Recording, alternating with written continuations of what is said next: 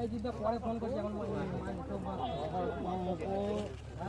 যখন কোপ মারতে হচ্ছে চোখ কেটে গেলে পরে ফোন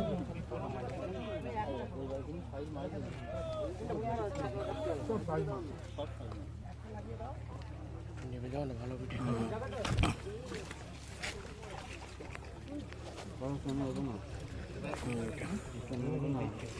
দারুণ সাইজের মাছ এটা। না এগুলো টেনে খাচ্ছে এখন।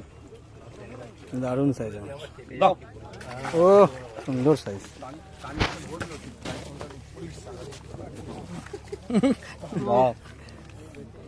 এই যে বাপিদার সিটে সুন্দর সাইজের মাছ।